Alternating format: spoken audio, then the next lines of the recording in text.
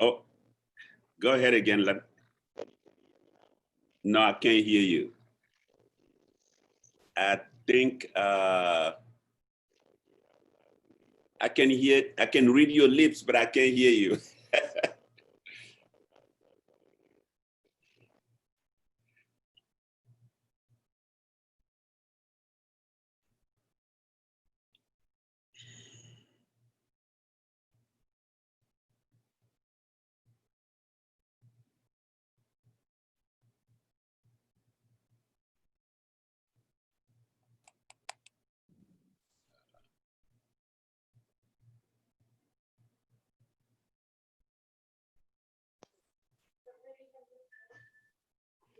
Hey, can you hear me now, Manthia?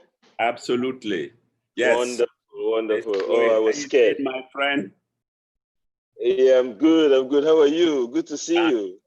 Thank you. Just like that here. Okay. Been like that for some time, no place to go. Oh my. And yeah. I can imagine.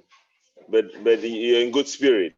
I'm in good spirit, trying to get work done. That's difficult. No, I'm good. Yes. Okay, beautiful, yes, beautiful, beautiful. Yeah, yes. Yeah, you?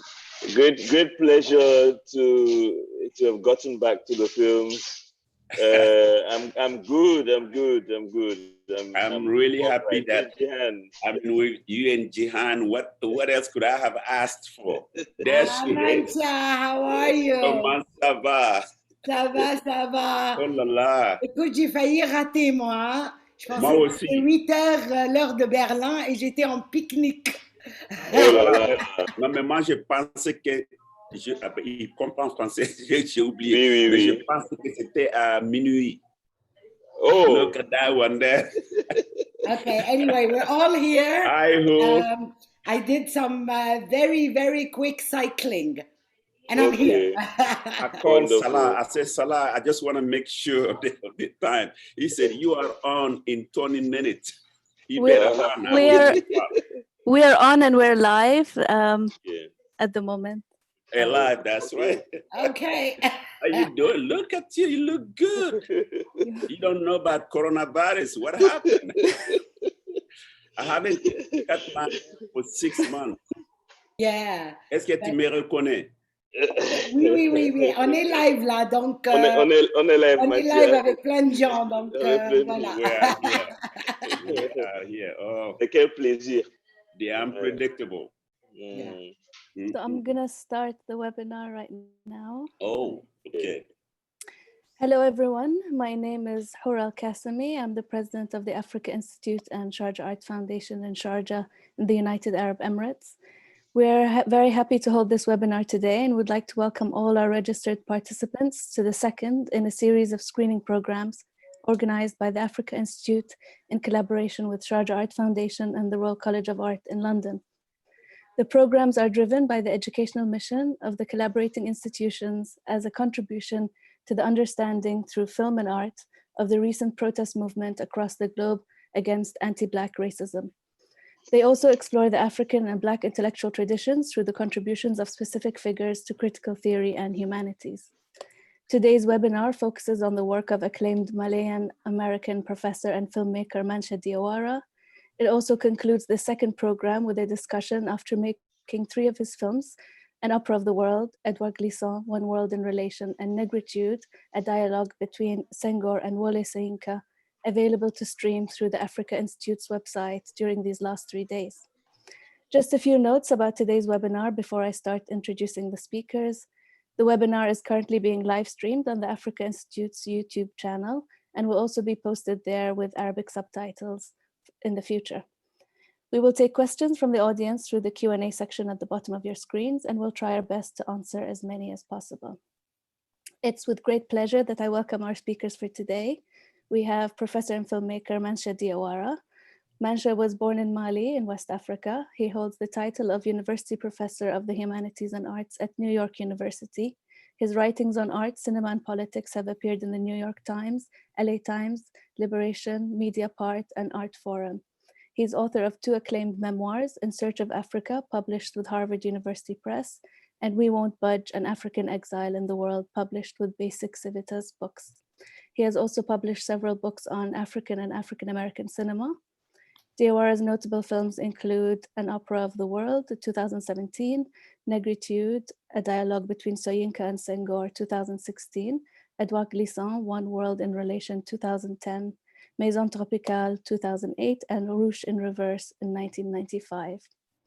We're happy to also have Bonaventure Tsobijang Ndikang, a Cameroonian independent art curator and biotechnologist. He is founder and artistic director of the space Savvy Contemporary in Berlin, and editor-in-chief of the journal Savvy Journal for critical text on contemporary African art. He was curator at large for Adams and Chick's Documenta 14. His recent curatorial projects include If You Are So Smart, Why Ain't You Rich? On the Economy of Knowledge, Marrakesh Biennial Satellite 2014, Giving Contours to Shadows, Neue Berliner Kunstverein, Gorky Theatre, Gemälde Galerie, Savvy Contemporary, as well as satellites in Dakar, Johannesburg, Nairobi, and Marrakesh, to name a few. We also are very happy to have Jihan Al-Tahiri, an Egyptian writer and filmmaker. She has authored, directed, and produced award-winning documentary films, authored books, and reported on political conflicts in the Middle East and Africa. Jihan is a member of the Executive Bureau of the Federation of Pan-African Cinema and Secretary General of the Guild of African Filmmakers in the Diaspora. Jihan was also the Tunis special correspondent for the Washington Post, the Financial Times, US News, and World Report while in Tunisia. The main stories covered were the PLO, Islamic movements, and Algeria.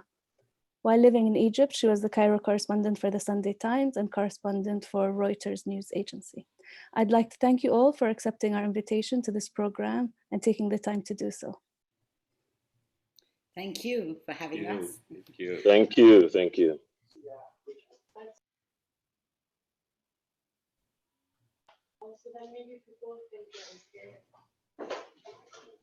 Jihan, would you like to start? Okay, ladies first, I guess. I think the best way to start is reminiscing a bit. I was just trying to think back as to one of the, it's probably not the first time I met Manthia, but the one I remember most in Ghana in, I think it must have been 2006, not 2005, around there. So this morning I was thinking, damn, that's a long time. and one of the things that really made me think a lot was here we were in a space of an African film festival, which is, of course, we've been to many and we know many, but it was the one place where what we call the African diaspora came together. And I remember very specifically, there was Sinclair Bourne and William Greaves. Yeah. And Manthia was like so at ease in both these worlds. And for me, it was a very important moment because it was really the moment that I recognized that I actually didn't know the distinctions between these two worlds that well. We just presume that it's all the same. We're all African or all Black or whatever appellation it is. And so it was thanks to Manthia that I kind of went back home and said, okay, I have to read up on all of this. So, and of course, Manthia's films have marked us all. And we've been running into each other in FESPACO for years and years. But I'm not going to get into the films because we're getting into them in a minute. So I'm really honored and delighted to be invited to have this chat with you, Manthia. The honor is mine. I can't believe you have such a memory. I mean, I'm supposed to wait. I come back, but thank you so much. Yeah. Actually, let me just add one thing. He was part of something called NAFTI, which is very little known, but very important. It's an American, I think, funded institution for filmmaking in Africa. And this institution, thanks to him in many ways, has a whole class, a whole generation of filmmakers that came out with this double knowledge. So voila, I just forgot to add this I one. like stubborn knowledge. I like that. That's beautiful. Yeah. Also, thanks from my end. Thanks for the invitation. And yeah, where to start? I can't go back as far as Jihan, Jihan's relation to Manthia, but I remember we invited Manthia to Berlin in 2015 for a project that Simon Jami had curated at Savvy Contemporary.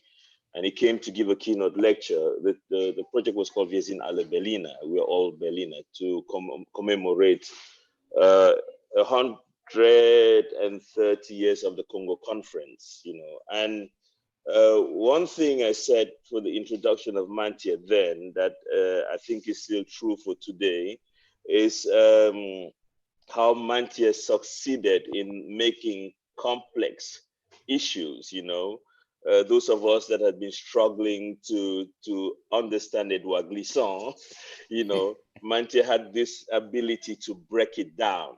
There's a moment in dancing, when they say you break it down. That is in Cameroon we say balater.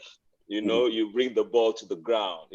So Manthia has this incredible capacity to make the most complex things understandable, and that is what I said for the introduction. And I still think it's the case today.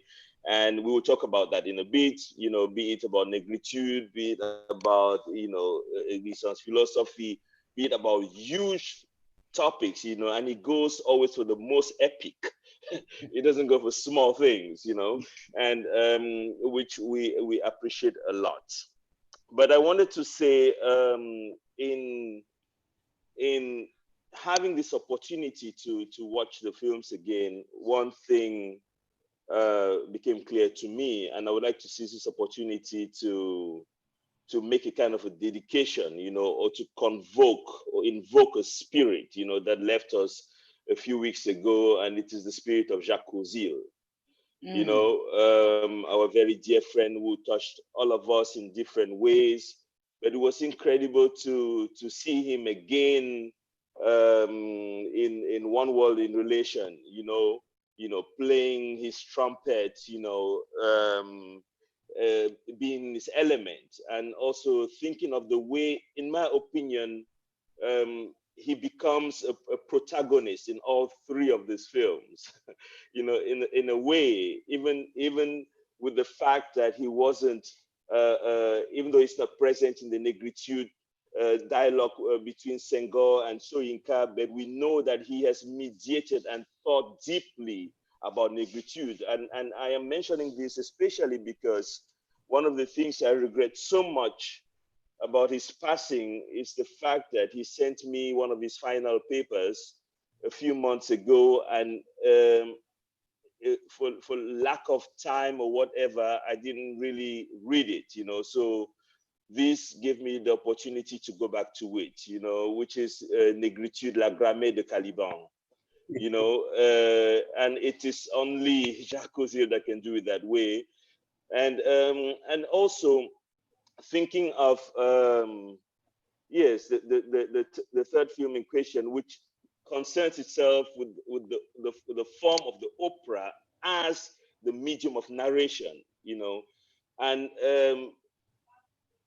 I had to think about Jacques as well, and also in one of the last mails to me where he talked about the album we just released with him, and he talked about the importance of the lament, and yes, I'll end on that note. We could also use this opportunity to wish him a smooth passage to the yonder. Well, thank you, Bonad, for bringing Jacques Ozil up, but also for accepting the invitation to participate in this discussion, because allow me for 1 minute though, otherwise I will not be a good Malian if I do not pause for a moment to thank Hur Al-Qasimi for the Sharjah Foundation and the Africa Institute.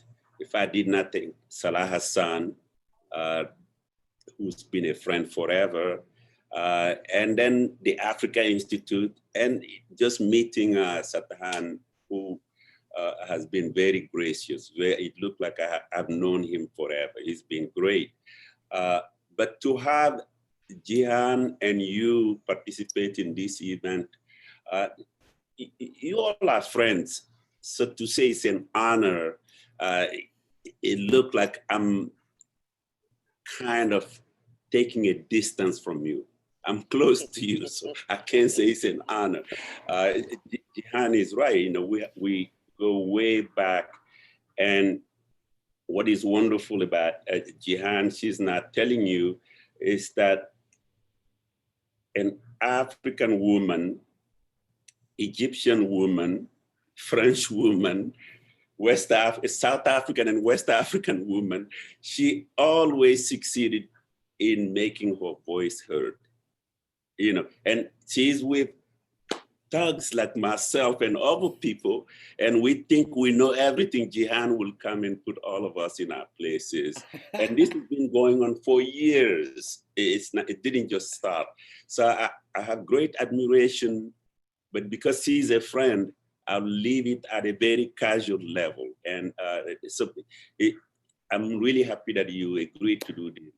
Thank you. Bona, of course, here is the situation. When Bona invited me to Savi, we talk about Berlin Conference, Fanon, and all these things. But what happened really is that it's because of Bona to him, or maybe he knew it, that Documenta selected me to do an opera of the world. So really you have these connections like that. And every once in a while when he began to talk about unthinking or the difficulties of, not going into the mainstream, he provokes me in a way that Gleason like to provoke you. You know, if I was telling Salah yesterday that I called Angela Davis to tell her, to remind her of a conference. I took her 3 years ago to different New York University campuses in Europe, to Florence, and then to Paris. And she's talking about the prison industrial complex. But at the very end of the conference, people will ask her questions. We'll come back to this, but I just want to preface this. They will say, what is the meaning of Black Lives Matter? Why are they saying this? Does it mean that other people's lives don't matter? We'll get to this. But anyway, I called, after George Floyd death, I called Angela Davis to say, the whole world is talking about Black Lives Matter. Not only in the US, more white people are talking about it than Black people. And then Angela stopped me and said, Mancha, that's now in the mainstream. Let's go to more difficulties. Now that everybody has embraced it, let them keep it. Let's go to the difficult areas now and bring them to the mainstream, and we make a better world. But I hope we can come back to this, because when Ona talks about unthinking, that just reminded me of that. But it actually, in a way, that's a great intro, because the whole idea of, now that it's in the mainstream, let's deal with more difficult things, yes, is what your films actually do. Your films, in many ways,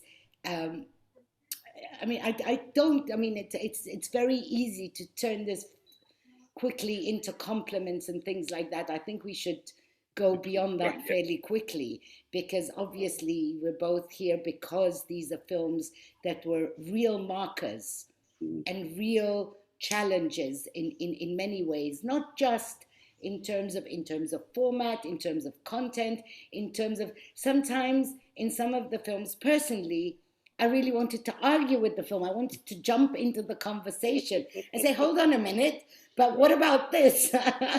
Especially in the Soyinka Senghor one. So I'm going to actually start, if you don't mind, in a way where I left off, because this combination of the two diasporas, which I encountered and got me thinking with your first encounter, says a lot about yourself. So I'm very curious to know how you navigate these diasporas and how you got there in the first place. Okay, let me see. I'm from Mali.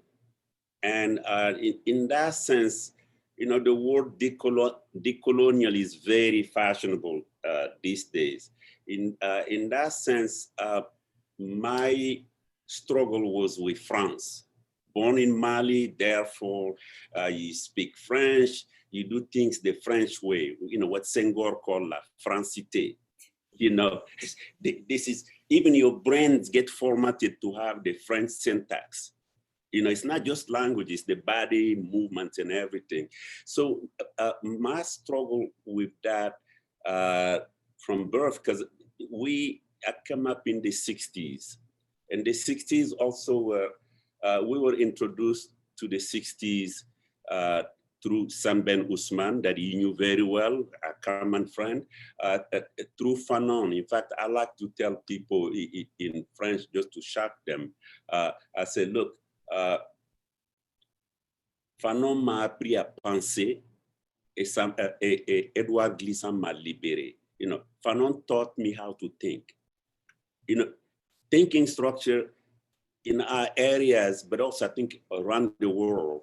Fanon is he just give you the dialectics, the structure of thinking and how to represent yourself, how to make yourself visible in a discussion. And I had that load on my shoulder, even through the US. It was even easier to carry that load on my shoulders in the US than in Africa, until I met Edouard Glissant. And he was like, it was like he took that load off my shoulders and said, relax, breathe a little bit, and so on. So Fanon taught me how to think, and Glissant liberated me. Now this brings me to your point. When I came to the US. How did you get there? I mean, like, start a bit earlier. What's your parcours? Well, okay, very, very fast, because I went to Paris like all Francophone students, and went to Vincennes, spent 2 years, and then met a poet called Ted Jones. I met a poet called Ted Jones, and Ted Jones is really a bebop poet, a jazz poet, a surrealist poet, African-American, hanging around in Paris, reading at Shakespeare and Company. And African students, you know, we go Boulevard Saint-Germain, we want to meet women, we want to do this, but Ted Jones was the best at doing this. So we all followed him. You know, and Ted Jones one day finished reading his poems and then basically said something to the effect that, because he knew my desire, I just wanted to be like him. He said in the audience, he said, that guy sitting back there, he understood what I said. And then everybody turned and looked at me because, you know, so I got some of his success. But anyway, long story short, Ted Jones told me one day, he said, look, French people like me and African Americans, but they don't like you African immigrants. But in America, they like Africans, they don't like us Black Americans. He gave me addresses and I went to the US. And it's complicated, it's complex, everything, but that's, so Paris, Bamako, Paris, and Washington, DC, where I went to American University. But what is interesting is that I could have done what many Africans did and still do, I could have remained an immigrant and not joined the Black struggle in the US. Because immigrants, whether they're coming from France, Italy, Senegal, they come to work, finish their studies, go back home, and they carry all the prejudice against African Americans that white people have against African Americans. And then I would have been admired. I speak French and all these things, finish my studies, find a job. It wouldn't have stopped me from finding a job, but I would isolate myself from African American communities. But because of Ted Jones, and I become friends with Tony Kid Bambara, I become friends with Amiri Baraka. He gave me address, that Stokely Carmichael and so on. So really, but also I spent childhood in Guinea, and Guinea with Sekou Touré was one, Nasser, Sekou Touré, Modibo Keita, and Kwame Nkrumah. You remember Nyerere to some extent, but this was a bloc in Africa. So and the African American were also joining that bloc in the struggle. So for me, it was not that strange to really reverse. I mean, it's an effort for the mind. Gleason talks about this. Remembering is not a problem for him. What is a problem for him is giving up thinking about making the connection. But remembering where I was at, that's okay, but that's not it. But it's effort mental. So for me, it was doable to make the leap from a noble so-called African who went to African schools, who can trace his ancestry to the Diawara family of, let's say, 400 years and so on, and then keep my distance like many Francophone African intellectuals do vis-a-vis the Africans. But I actually looked for my liberation through Fanon from the Black Americans. And that really was the issue.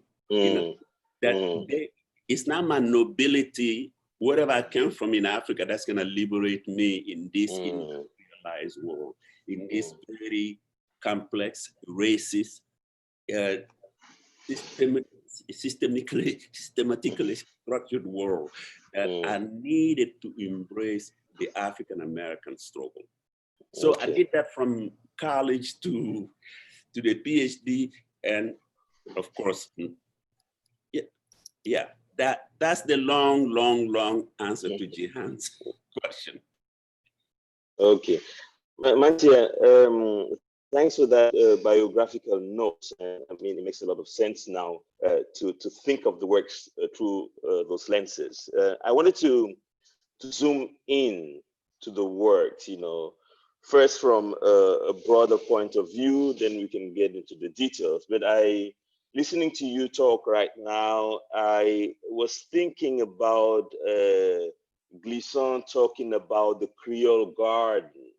Yes. And I wanted to use that analogy, that idea of the many trees he talked about, the avocado and so on and so forth, and him discussing his idea of the rhizomatic, the rhizome, the rhizomatic principle. But try to look at your films as the trees in that Creole garden and how they connect to each other.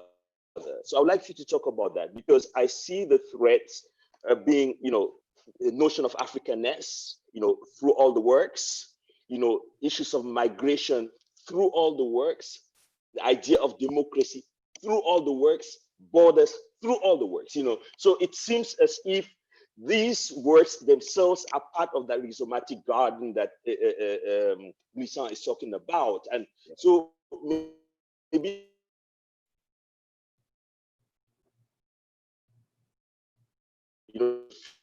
using Yeah, the last part I did not get, but I think I understand your question. Yeah. Okay. But I want to go back and thank you for bringing bringing up Jacques Courcil.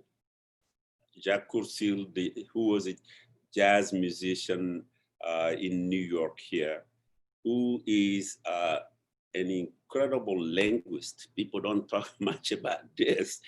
People talk about his poetry and his music, but you know, he comes from that moment of structuralist linguistics with A.J. Greimas, Todorov, and so on. He comes from that school. Was an incredible linguist, philosopher, but also Jacques Courcil is the only person, you know, in Francophone systems, it's like the Arabic systems, you memorize things by heart. So if you say you know Baudelaire, you have to know your Baudelaire by heart. Jacques Courcil was the only guy who could take any Glissant poem, no matter, it could be 50 pages, he could come play trumpet and recite it. I agree with that. You've seen it, right? Yes, I've seen it. Yeah. So when I was making the film, Jacques Courcil volunteered to help me.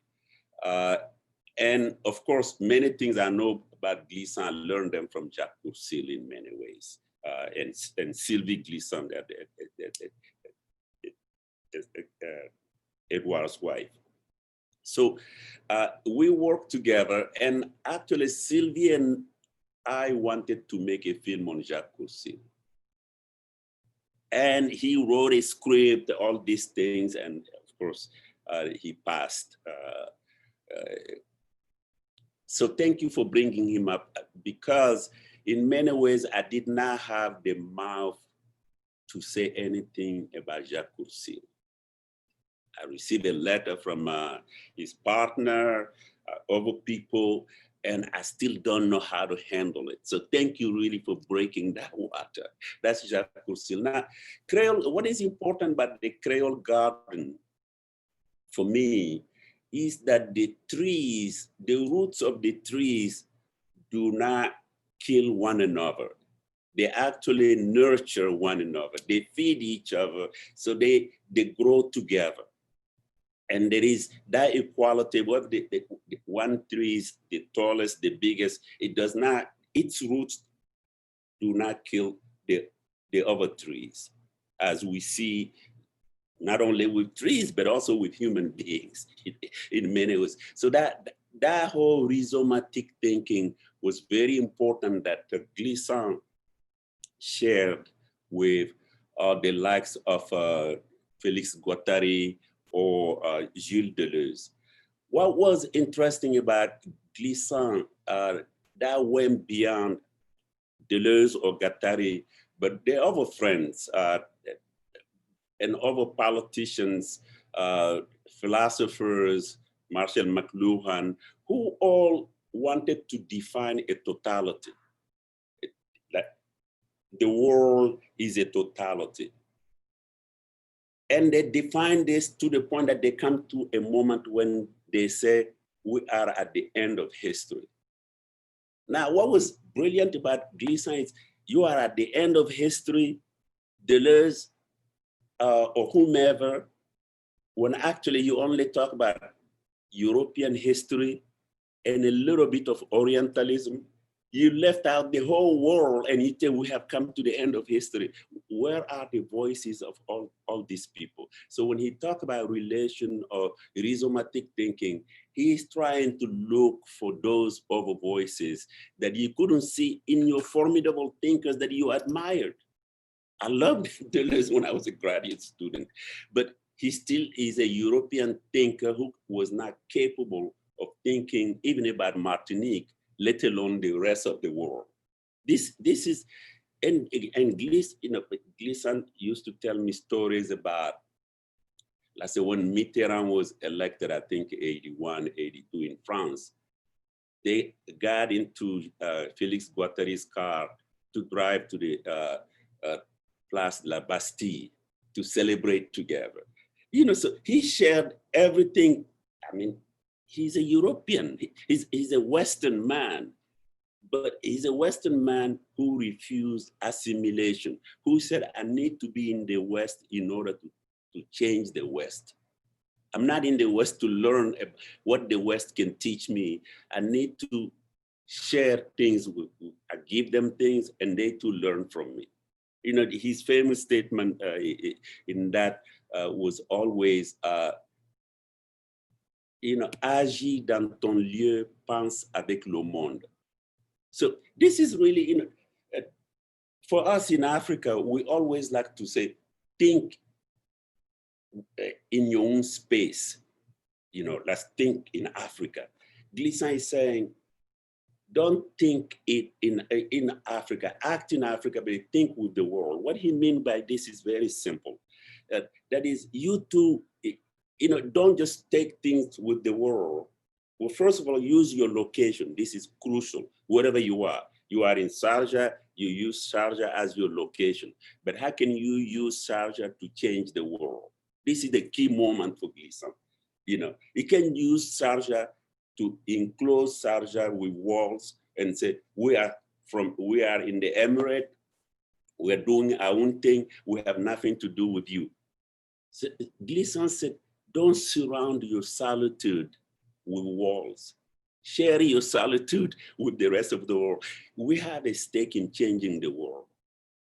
You know, we in Africa that I know better, in West Africa especially, we only think about our identity, our independence. We don't have anything to do with things, but we can change the world. This is what was great for me. So this, you know, for me to put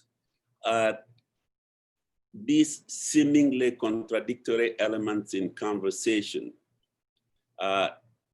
people who are into monolithic thinking have, for example, with the opera of the world, have done criticism like this. Why did you put that white man in your film to say things like that? Why didn't you find somebody else? Man is teaching me something. So how can you be so stuck that you can't even take something from someone else? You know, so that's monolithic thinking. But by reaching out to the other, you get the other to basically see your position too. And then you begin to influence each other. This is what was very important to people like Glissant. This, so creolization. In fact, Glissant himself, we can talk about this a little later. He started this movement of creolization, but he had a problem with the word créolité, which is a noun, whereas creolization is a process. It's unending, and coronavirus is the proof. Glissant always say, avec des résultats inattendus. So you creolize, but the outcome is always unexpected. So, and Glissant says, these smaller places of the world, these archipelagos are better prepared for the unexpected than big cities. When the unexpected come in the big cities like New York, coronavirus, or earthquake, or you know, all these calamities, the trembling of the world that Glissant like to talk about a lot. When they come, people are not prepared. So Glissant always like to say that. So therefore, to just finish this quickly, he had a problem with créolité because créolité was a continent, was thinking like continentals, like the Deleuze. They were continental thinkers, continental philosophers who think the world is Europe. So they bring a little bit of Africa in it, a little bit of something in it, but they don't think in terms of equality. Philosophy is you speak my philosophy. So Glissant started creolization, and then when Caribbean, they started the movement of creolité, he said, this is not what I was talking about, because they already know. And when you know, you're not taking the discussion anywhere. You have to always leave room for the unknown in many ways. So he tried to take his distance from even creolization in order to talk about relation. You know, so Glissant's concept of two monde is coming from there. Two monde is a monde that's not in continental philosophy. Continental philosophy does not know how to talk about two monde, where somebody in Brazil, in the Amazon, somebody in Bamako, somebody in Paris or Sharjah, they all have the same intuition. They are all thinking together. How do you create solidarity between their thinking? As opposed to just somebody in Paris telling the rest of the world what to think. Somebody in New York, here the New York or I don't know, the Atlantic, they're telling the world how to read the world, you know, but they're not taking somebody in somewhere else as an equal in order to think about the world. There is, my answer, I talk too much. Somebody should. Okay, so I'm going to come, I'm going to come back to Bona's question from a different angle, because in a way it's the connection between the three films. Right. And that connection, I'm going to come to it from a filmic perspective. But just as a preface, one of the things about what you were just saying is the concept of multiplicity. Yes. And multiplicity is not assimilation, it's accumulation, it's addition. It's not the either or. It's always the and. And at the same time, he interrupt you because I agree with you. Glissant said that it is c'est l'étendue as opposed to la profondeur. Absolument. Yeah. Okay. And translate that you better than I am. L'étendue et la profondeur. It's the breadth of something rather than its depth. Yeah.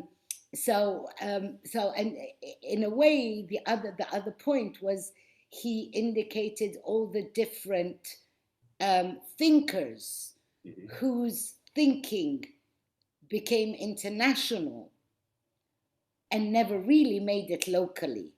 And I found that really interesting because a lot, it's like he said how someone like Fanon was very well known in Senegal, but didn't really, which is something we know about.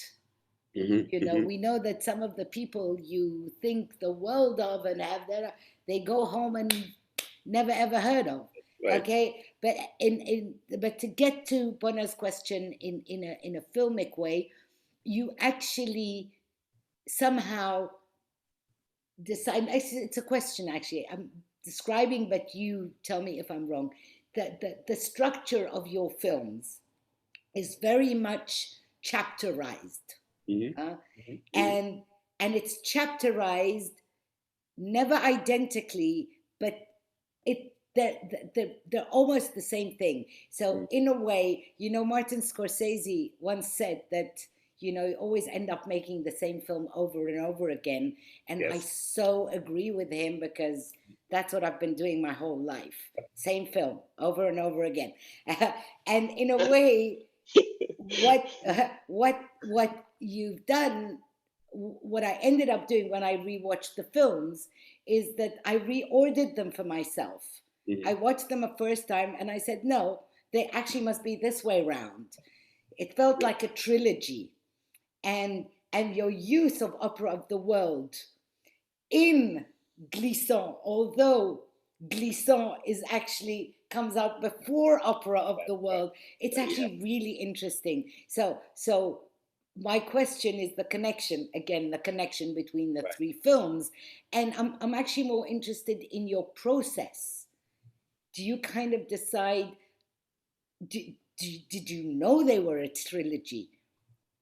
Because some of the films I did, people call them a trilogy, but I didn't know they were a trilogy. When somebody told me, I said, oh, okay, yeah, that's possible. How does your process work? That's very interesting because I did not conceive them as a trilogy. Glissant, of course, influenced me in conceiving the three of them.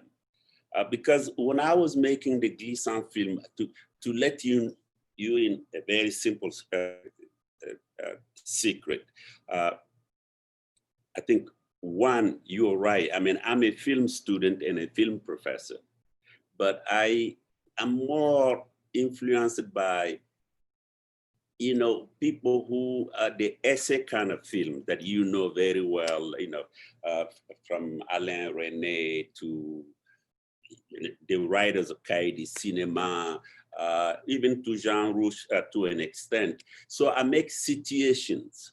I make films that are situational, you know, or you call it sequences, and then you connect that to another. But really what I try to do is to write, to use camera to write. You know, I don't want to be too crushed about it by camera stilo, Jacques Astric and people like that. But that's really what I try to do. But Gleason made it more complicated. When I invited Gleason at NYU and I was making this film, he said, first of all, I have to tell you one thing. I hate films. He loves going to films, but he hates filmmaking because he went to EDEC. EDEC is, you know, the most famous French film school, which became famous later on. And he said he quit because editing is always, montage is always lying. Lying, it's not that he is looking for the truth, but lying in a sense that it's not poetic. It's only there to connect things, you know, to string them together, to suture things together. So he said that he left film because he said any thinking, whether it's philosophy or physics or economics, if it's not poetics, he's not interested in it. It has to be poetics. So he said, you want to make a film on me? I'm not interested in doing a film. So I said, okay, so we'll keep doing it. And he looked at me and he said, you really want to make a film? I said, yes. So we that trip together from Southampton to New York. And then I said, okay, Edward, I want you to tell me, since you don't like montage, how do I work on this? He looked at me, he said, well, I don't care. He said, if I were you, I will just do some talking and put the camera in the water, and that's it. You have the film. And then I thought about it, and I'm also deep down a bad boy. I'm not, I said, okay, I'm just gonna do exactly what he told me. And then ironically, he was right and I was wrong, you know, because I just followed his advice exactly as I said, he told me to do this, I'm just gonna do that. I'm not gonna try any kind of montage. I'll put the camera in the water and I put the camera on Edward. And then I'll say, okay, that's what you want me to do, here it is. And that's interesting because I was wondering, yeah, how that shot of the pig being slaughtered, how did that end up there? And you hear Edouard saying, that's nice, film it. And here you go. So now you gave us the key. And that got me into so much trouble because in the West, you just don't do that. They can't watch it. I love your film, but that part, you have to cut that out. That's not good. They don't know that the film is more than 10 years old. So, but to answer your question, therefore, that really liberated me with both this the Senghor Soyinka film and the opera film. I think Gleason is all over the opera film. The way I approach that, Gleason is all over the place in many ways. And that's because the opera film is this simple. Again, I wanted to make the film on this opera that took place in Bamako, you know, and 2008 or something like that. Because I had gone there with old cameras and filmed that. And then when Documenta said, why don't you do a project on the opera? I said, sure, that's what I was gonna do. But then I remember Gleason said, use your location to think with the world. How can you take your old footage of Bamako and tell the history and the story of the world? Don't just tell us about Bamako. How can you connect Bamako to what's happening in the world? So that was completely Gleason in a way. And then with Negritude, what really happened is that that was literal writing. You know, I'm in my apartment. I look at the images.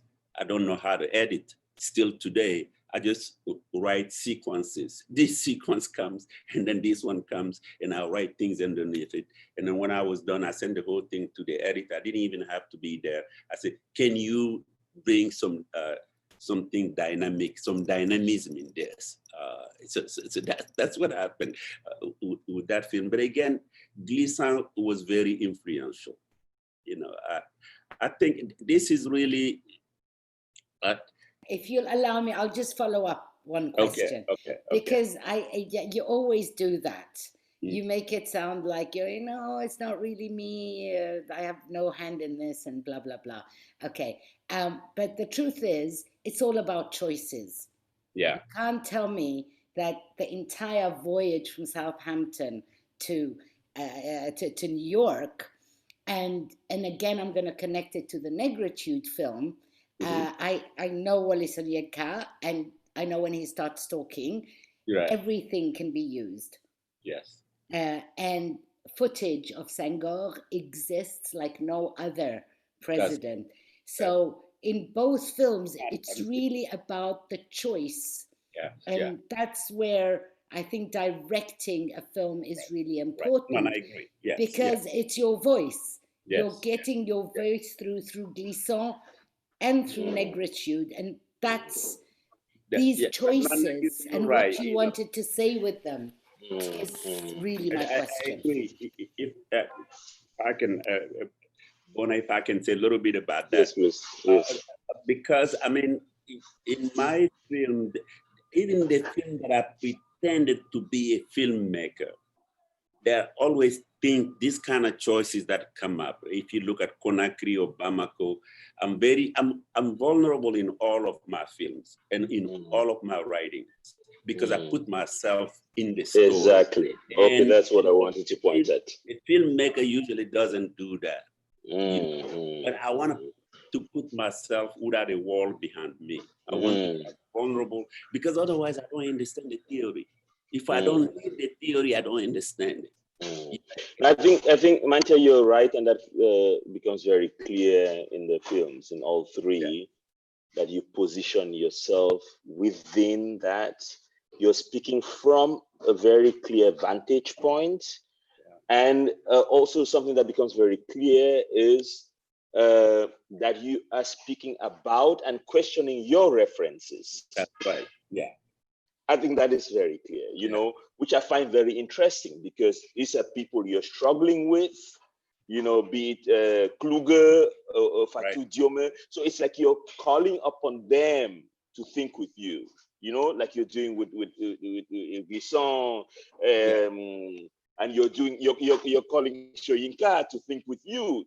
Calling the ancestors. We're all bothered with calling this the ancestors. Well, you know, that is what's happening though.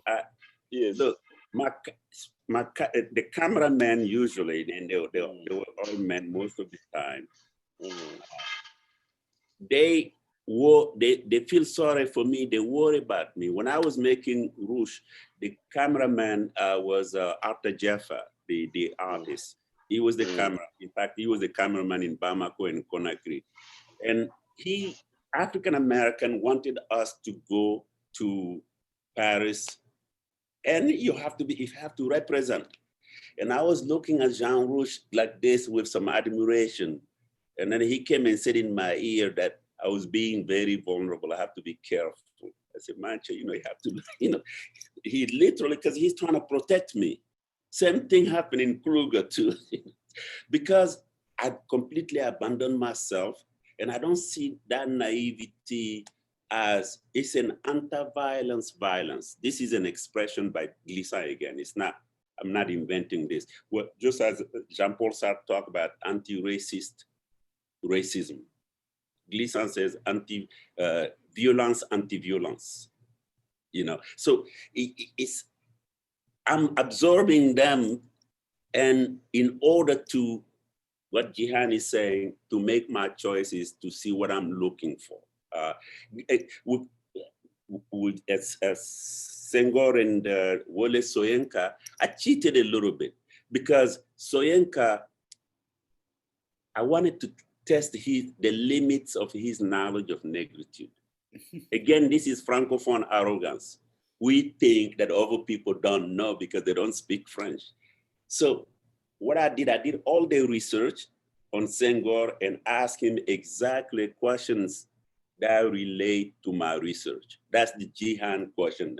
As a filmmaker, she knows that. And then I told Soyinka, I want to interview you on negritude and ask those questions. And he answered those. So it's a dialogue, but I'm forcing Soyinka's hand to respond. And what happened, basically, I realized Soyinka actually knew negritude better than I did. That's basically what happened. You know, his knowledge of it was so impressive. You know, when he talks about, he called it animysticism, Yes. like anime or animal, but at the same time, mysticism, when he's talking about African ways of spiritual thinking. And what he's doing there is what Senghor and other people have always been saying. Senghor tells a story that he used to go see Pablo Picasso in the Latin Quarter, and then on the way back home one day, Picasso said, Leopold, Senghor's name is Leopold Sedar Senghor. Senghor said yes, and then he said, let's remain savages. Senghor said no, let's remain Africans. You know, so this dialogue between modernism and African thought was so amazing. So I knew this from Senghor, and I have to get Soyinka to address them. Same thing with Glissa. I knew the issues that were so important to the thinking process of African Americans, and I wanted Glissa to address them. Because in France, they almost don't make sense sometimes because French people have made up their mind that they are not going to talk about identity, that they are universal. And so they are sleeping like Rip Van Winkle. By the time they wake up, it's too late. They're playing with their own identity, but yet they say, no. These identitarian arguments are not philosophical, they're not universal, they're not interesting. And in fact, when you look at the left, people like Jean-Louis Amzel, it becomes worse. The leftists are worse than the Le Pen, the right wing, basically. They are against African rising and talking about their histories. They say, no, talk about universalism. So yes, one of the I use my vulnerability to do those things. Go right ahead. Yes. Bona, do you want to follow up on this? Or? Well, if I had to follow up on this, I will come back to the structure of storytelling. You know, Jihan talked about the chapters, and you also mentioned you really wanted this opera in Mali to tell this story. Yes. Now, one thing that I kept on asking myself is, does the opera form in Mali have to relate to the opera of the world? You know, having design in the back of my mind as the way of telling. Now, I mean, nothing against Kluger, because I think he's really a smart guy, as his name says. Kluger means smart, intelligent. But I was questioning myself if the opera, the form it has, especially the opera in the West, if it can tell the story of migration, right? You know, in this extended form. Right. And I had the impression that because when he talks about every era in the development of the world in the past 400 years can be seen in the opera, you know, I thought that, you know, it is still a very European form of understanding so I think that, so I think my question is the language of storytelling and the limitations of certain languages in telling our own stories. Right. You know, so I don't know. So I would like you to talk about that, you know, that form, the language, you know, using opera, and also, of course, in lieu of the discourse of negritude, because, at the point where, Senghor so proudly says we're opening an art school where we'll have music. And of course, he's talking about opera and classical music, He's so proud about that. So again, what are the ways in which we will tell our stories? Right. This is important. And I go back to Glissant again. He talks about the genius of place.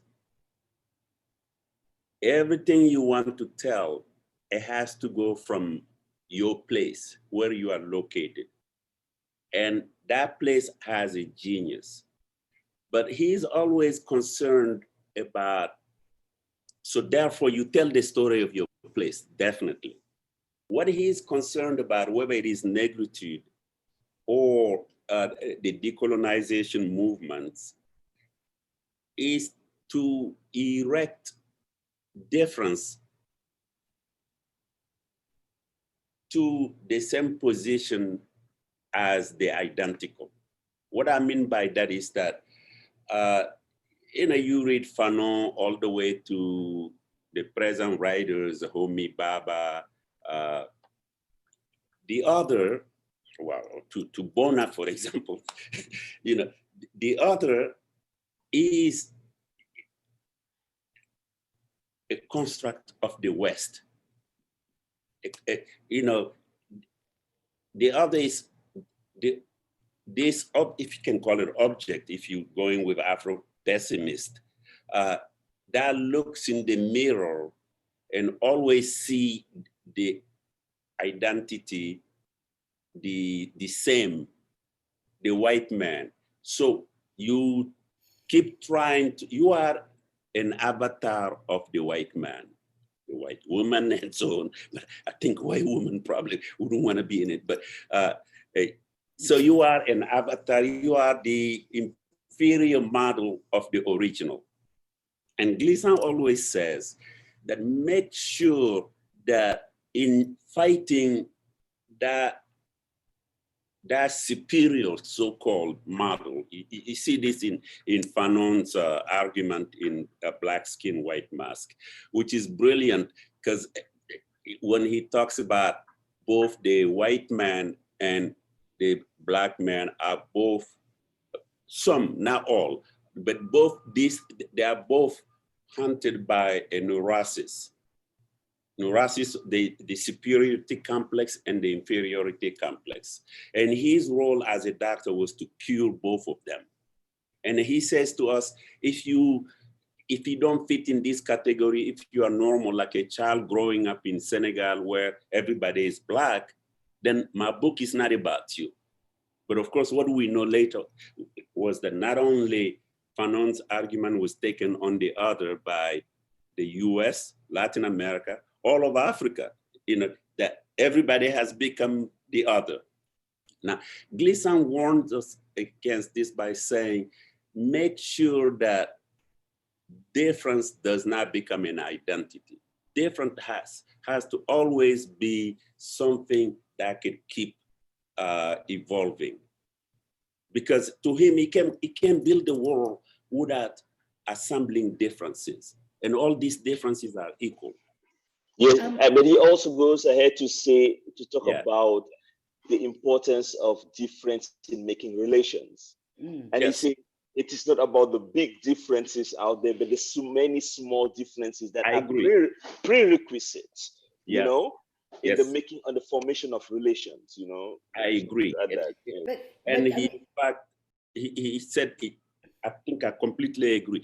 Difference, we cannot define differences by either saying this comes first and this comes last. This is bigger, this is smaller. All differences are equal to Glissant. They are essential and they have to be assembled in order to make the world. This was very important. So the answer really to your question is that our local stories are very, very important. For me, in main, to come to the small Bamako opera inside the world opera. If you ask me, the most important scene for that film, which was a found footage we found on the internet, was the Syrian guide reciting poetry by the water. I thought that moment told more about my film than any other moment, than my footage or any other place. So we had, and I shot that scene like 3 times because I found the real Syrians in Athens, and they recite the Mawlad, the poems, but it didn't work. It's just this handheld camera and this guy bursting into his poetry, and I don't speak the language, but I could feel what is poetry. I could really feel, I said, this is what I want. When I talk about immigration, this is what I want to say. And this is what the Opera du Sahel want to say. I'll barge in for a second, because I think really, if you look at the Negritude film, the opera, all 3 films, ultimately what they're really transmitting is that don't block out this alternative knowledge. It's going to make the world a better place. That's right. And that's what is quite amazing about it. And I think that especially in Negritude and Glissant, one more pointedly than the other, this whole discussion about religion and spirituality and the idea of being anchored. Spirituality is anchored in the knowledge that it might not happen in my lifetime, but that knowledge is there to exist and make the world a better place.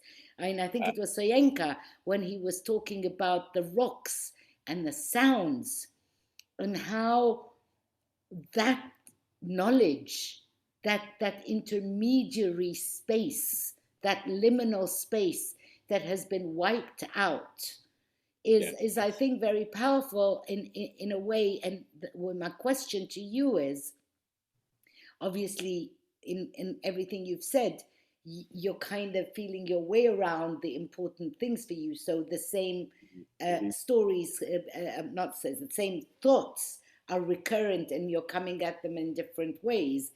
But in many ways, just to connect it to the present and to the, George Floyd today and the current situation, what is actually happening is that suddenly the world's getting up and saying, hold on a minute, let's listen. And you're standing there thinking, pardon me, the same thing happened in 92, the same thing happened in 85, but now they're willing to stand up and listen. Right. It's brilliant. So, I mean, it go again. What would Glissant say about this? Is one panelist asking. Glissant love this. Glissant love this because I think we are doing a difficult thinking. Bona, you all are pushing me to face it. This is the story, our story, the local story, or however we want to put it. The difficult thinking goes around that. And we are also all worried about the story getting lost. You got to go look for the story. You can't let the story get lost. And for somebody like myself, where I have a million things happening at the same time, people may worry that the story gets lost. So this kind of brings us to, okay, on the other hand, Glissant, myself, I'm sure the two of you, we are also writing about the West trying to, in a totalitarian manner, to totalize the world. They are the world. And they saying, if your story doesn't fit in their story, your story is not a story. So George Floyd and Glissant, it's a brilliant point. And I think he will address some of Bona's points. I've been thinking about this. What would Glissant say about this? I think it goes to, of course, it goes to religion. it goes to mysticism, and it goes to poetry as the energy that is distributed in the world. It's in all of us. Some of us hear it more, some of us decide not to hear it at all, but it's in all of us. It's in the streets, it's in the trees, it's in the birds. Religiosity, spirituality, poetry, they are there. This is Gleason's point. This is really what connects the world. But as the world becomes technologically very advanced, people become tune deaf to this, to religion, to spirituality, to poetry. They do this. And in the US case, we come to George Floyd. And I told you my story with Angela Davis. 3 years ago, we went to Florence and Paris. Every question was, well, what is the meaning of this Black Lives Matter? Does it mean that white lives don't matter? Or if I'm a Métis, does it mean that my life doesn't matter? Only Black lives matter? And Angela Davis went through, she really, because we wanted her to tell us her thesis, she had 2 points. One is abolitionist feminism, and the other one is that everybody knows, the prison industrial complex. But people just wanted to know what is Black Lives Matter? So Angela said, look, if you know America at all, America was built on the oppression of Black people, African Americans. Whiteness is always rise, and then you get all these people in the middle. Black people are always at the bottom.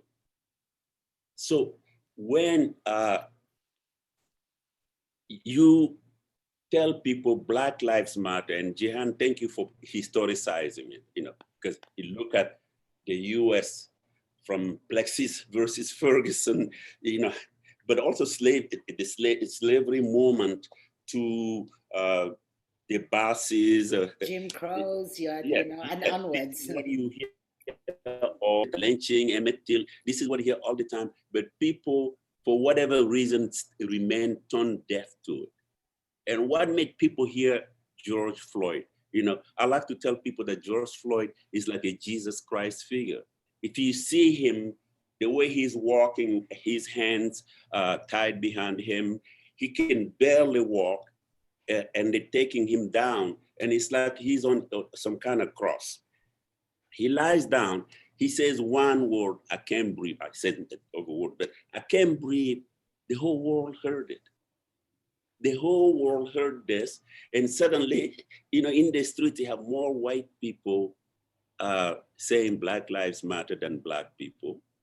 If you go to, I don't know, Pakistan, you go to Bamako, you go to all different places, suddenly everybody is saying Black Lives Matter without asking the question, what about the other lives?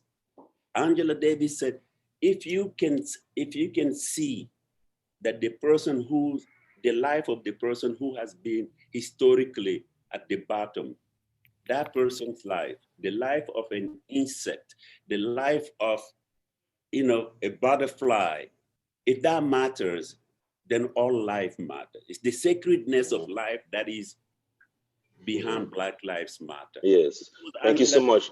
Yeah, this was Angela Davis's answer to people 3 years ago. So as an admirer of Angela Davis, I called her right away. You hear what people said? She said, no, let's move on to the next stage, because let's move. Yeah. So she said, I'm very happy that it went to the mainstream. So now I can deal with more difficult things. But Bona, yes.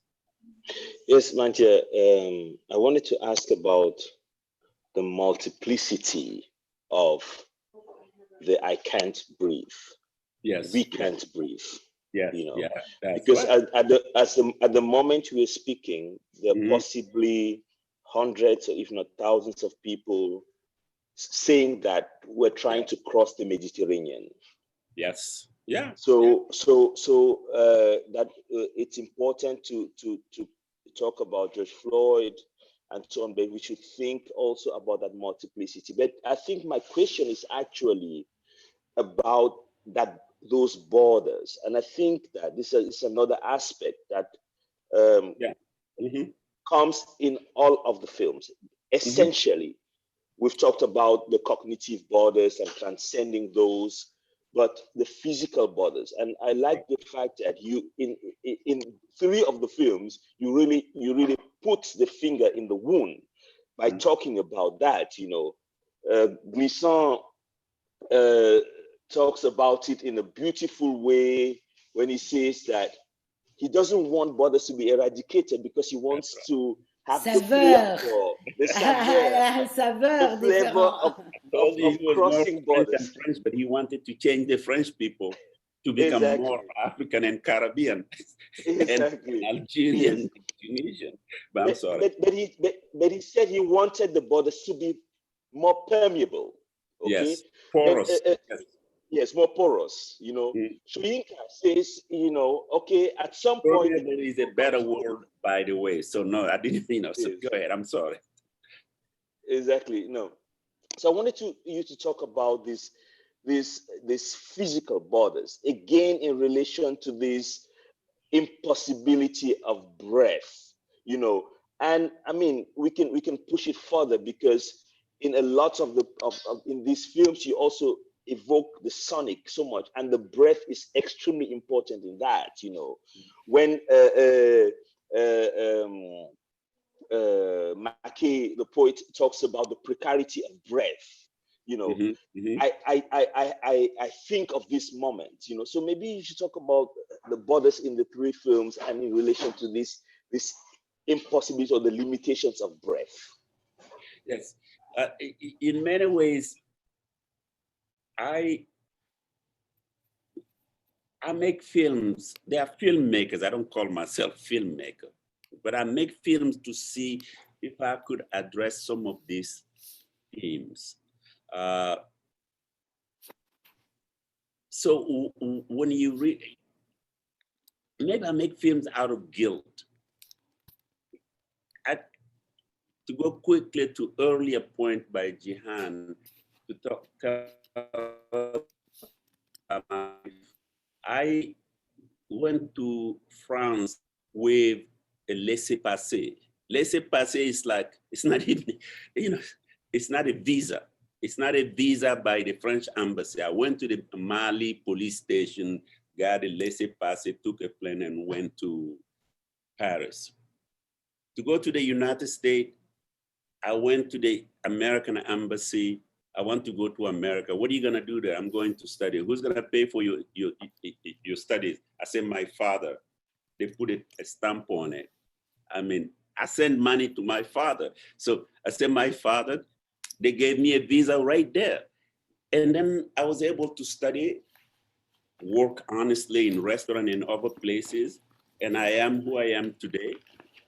And I see people dying, people, middle-class Africans who work all their life to save money, and they try to cross the borders and they die from the Middle East, from different places. And most of the time, the West, because of the exploitation of the mineral, natural resources from many of these countries, the politics, they destruct people's lives. And these are the people who want to go to the West, and they die.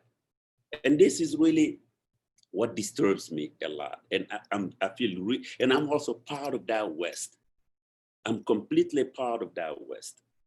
So I make this work most of the time because I feel guilty about that. And if I can play a role in changing the West, because the West is in me, the West is in Bamako now, the West is in Sharjah. So we can't deny it. We have to figure out how to change it. Just as they are in our life, they try to change us, we need to change whomever that day is. So George Floyd was important, and I see your point, was important because he made that poem, I Can't Breathe, he made it echo in the world. And you talking about the echo, he made his voice was echoed all over the world. And because it was echoed all over the world, your work is now here in this place to make it enter in solidarity, in complicity with the people who are also crossing the Mediterranean. This helps us a little bit to hear people passing through the Mediterranean to go to Italy, or the Aegean Sea to go to Italy, from Greece, from different places. So really, what George Floyd succeeded in doing, and only poetry can do it, is that we need to become, Gleason's notion of the poetics of trembling. We have to learn to tremble with the trembling of wherever people are being oppressed. That's what's happening. And how to express that? I can't express that poetically like Gleason when he beautiful. Yeah. Then so we need to hear the echo. Gleason is in the world is, well, first of all, every time a voice is suppressed, the world dies a little bit. Every time one voice is suppressed, the world dies a little bit. And the West, where we are, I mean, since, for example, coronavirus, I'm always watching television. And the television actually is always BBC or the American channels. They make you numb to the echo of voices. You don't feel it, you don't tremble with the world. You see one catastrophe after another one, you stop trembling. And the whole of Africa listen to Radio France Internationale. I mean, if it's not on Radio France, if an African country's news is not on Radio France, it's not news, But if you go to people in Bamako and say, I heard this at RFE, then it's true. That's the problem we have. If Radio France doesn't, BBC doesn't say this happened in Nigeria, then it didn't happen. The local radio, nobody pays attention to them. So how do we teach the world to hear the echo of every voice, that all these voices beautiful, yeah. Manthia, beautiful. Yeah.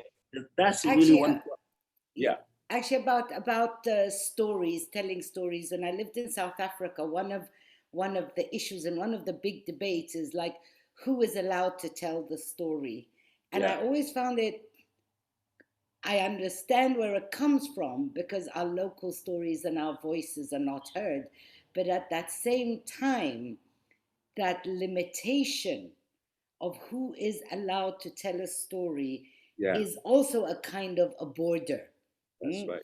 Yeah. So I kind of want to ask you a question that connects to Bona's question about borders, and also connected to this story and how the unheard stories, for Gleason, the creolisation, how you would situate that.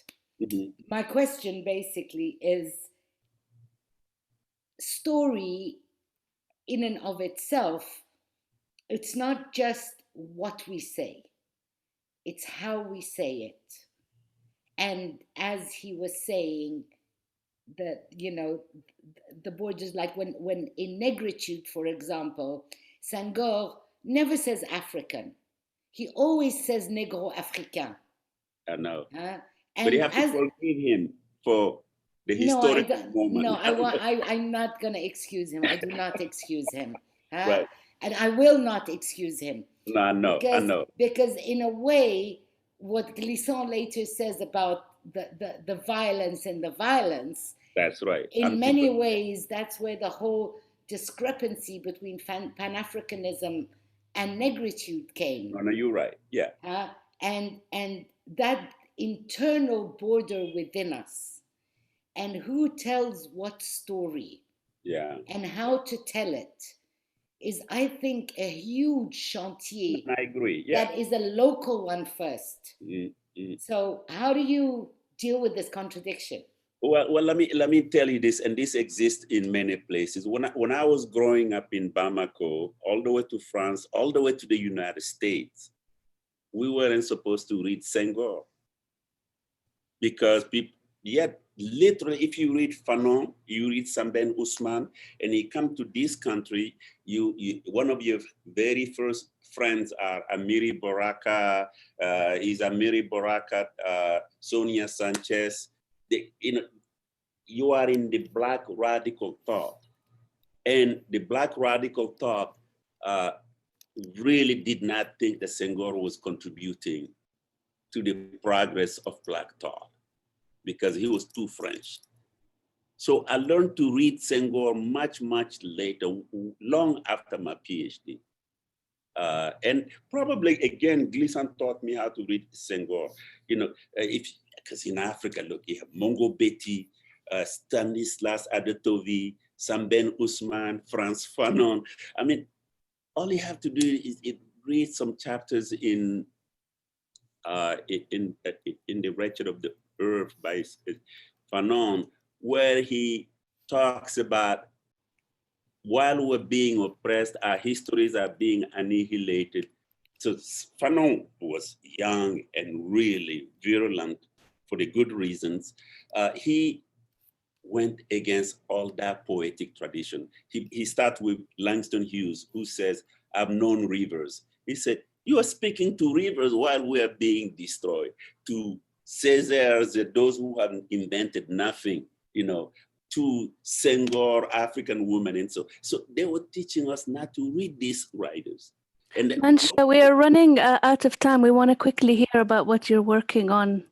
At the moment, we've got about 5 to 7 minutes left. Okay, all right, okay, great.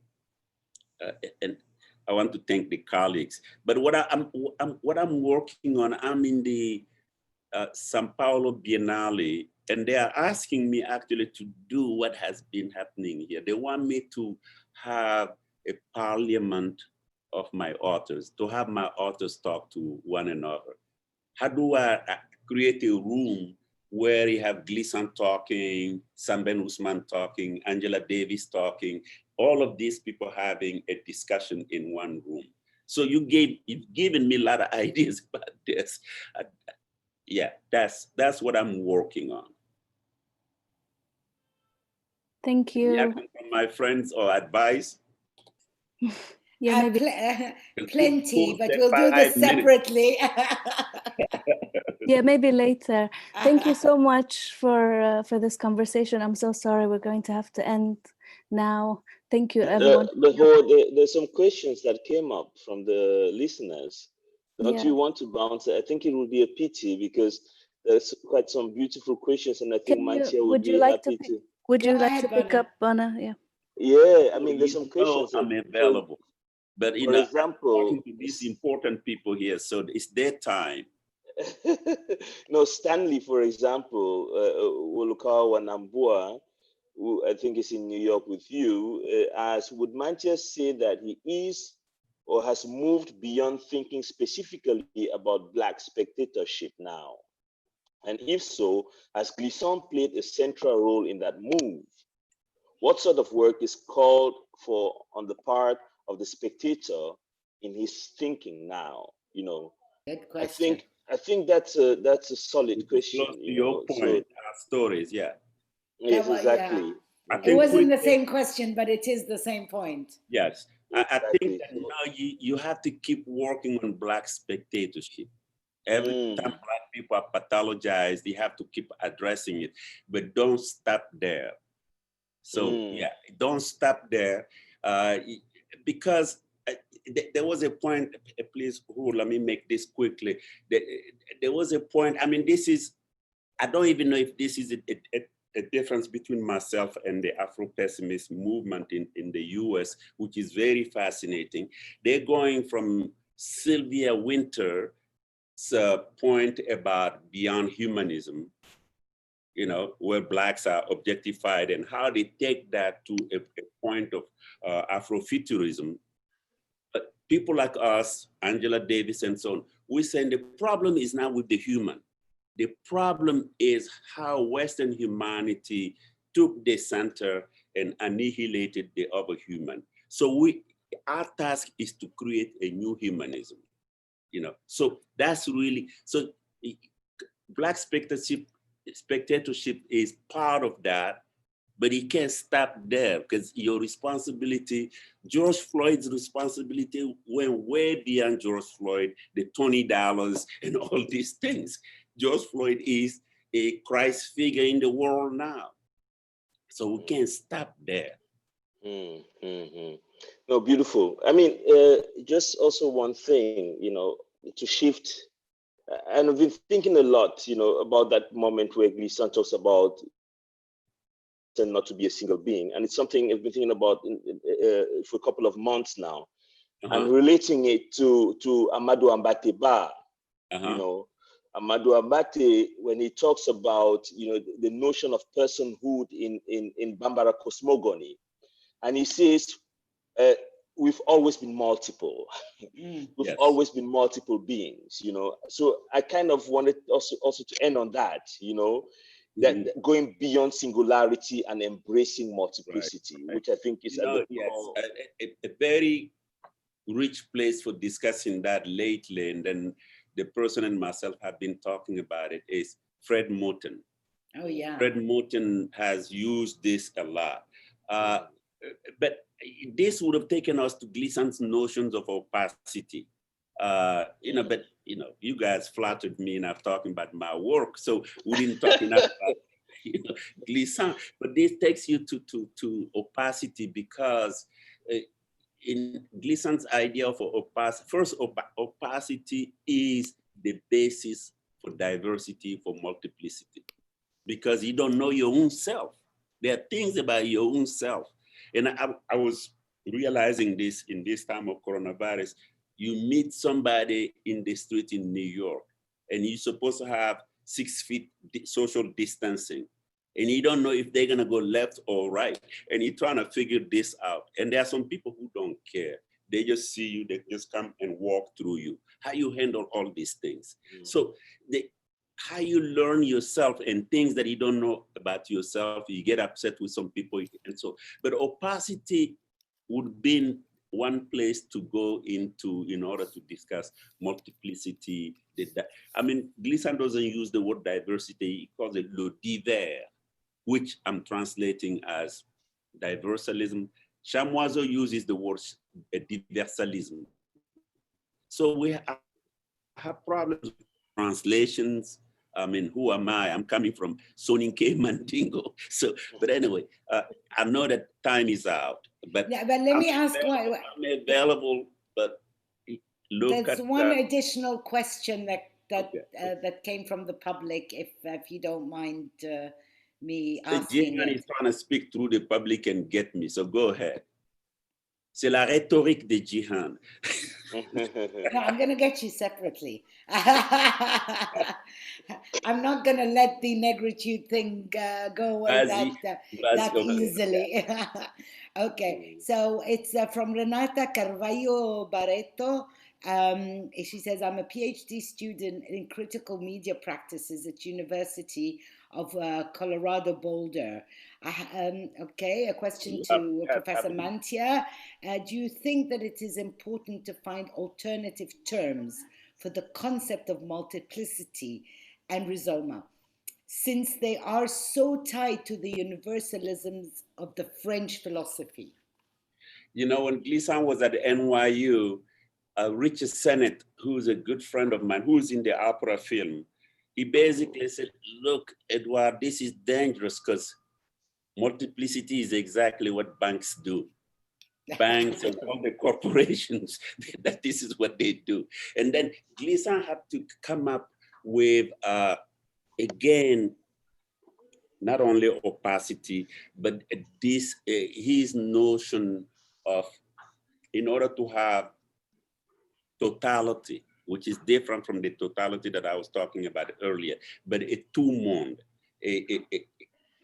that he also called the Baroque monde. In order to have that, you have to count everybody. So Glissant has alternative words. Sometimes he calls it chaos world. Sometimes he calls it tout-monde. And then also he talks about multiplicity or diversalism. But what he's trying to do is to figure out a way to bring all the differences together without hierarchizing them. That's where multiplicity is coming. Deleuze uses, yes? But also, Manthia, just sorry for my interruption. I don't know why we should bother with that. You know, I mean, with all. I'm losing you. Uh-oh. Okay, I'll pick it up where he left off. Nobody. He doesn't know why we should particular bother with that. Go ahead. You stopped at, You know, I don't he know. doesn't. I hear you, Jihan, but I didn't hear Bona. Oh, sorry. So I was talking about why should we bother about French philosophy? The reason I brought up Ambateba was exactly because he was situating multiplicity within Bambara philosophy, Bambara cosmogony. That's you know, right. so the question is in itself, I think, false because it is. So when Glissant talks about multiplicity, he's not necessarily just speaking about French philosophy, because multiplicity is ingrained in other ways of being in the world, which is typically, Bambara in that case. Right. So I don't think one needs to bother about that. Just to say that more and more in our day and age, this multiplicity is a given. Right. I mean, for the past 20 years at least, the refugees, everything we're talking about, the migration and their children. There's a whole generation, there's 1 or 2 or 3 generations who are both. They have this multiplicity in themselves. And when I started off by talking about the diaspora, this duality, it's almost old thinking. Right. People to ask you, are you this or are you that? What do you mean? I'm both. You know, and more. And more. And more. And I think one of the shifts that have happened recently is this recognition that it's not an either or. And this recognition that the multiplicity lives in harmony within ourselves and within the African culture. Because the Africans adapt, and in your film you had all these shots of, they're adapting just fine. Right. They have no problem with this multiplicity. It's the other way around that's a problem. Right. I think the two of you have perfectly responded to this question. I want to go back because I don't want Jihan to get me. I want to go back and say that Senghor concept of Negro African was excluding all of North Africa. Yes.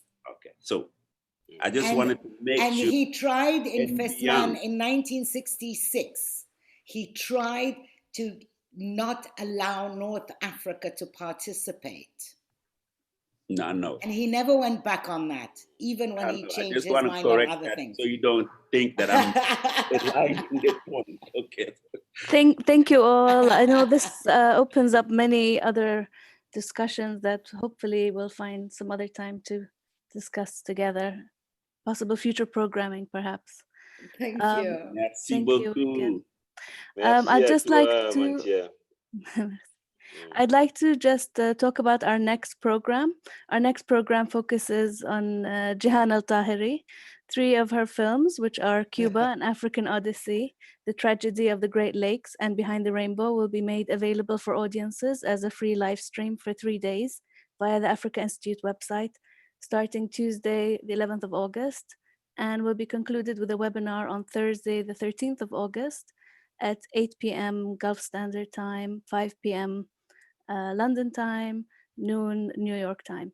And that will be moderated by Karina Ray, Associate Professor of African History at the African American Studies Department at Brandeis University, and will feature the filmmaker along with Lonipa Mokoena, Associate Professor at Weiser at the Wits in Johannesburg, and Antonio Tomas, Associate Professor at the Graduate School of Architecture at the University of Johannesburg. Thank you all again, and I look forward to seeing you. Thank you, Hor, for having us. Thank you, Hor. And thank you, Salah. Thank you, everybody. And Hor, we're really sorry. We really didn't give you time to even place a word. Like, you know, you get the 3 of us there, There's no space. But Yeah. next time we should, if you invite Manthia, you have to give him 5 hours, because we have so much to talk to him about, Gladly. and we don't see him that often. So So let's continue this offline, and we can. Exactly. This is Thank really you. wonderful. Thank you for including me. Thank you very much. Thank We'll you. speak And soon. then you including me with two of my junior brother and sister, I mean, Jihan and John and this and that. Oh my God. Thank you. Thank you. Beautiful. Bye-bye. Thank you. Salut. Bye. I bet.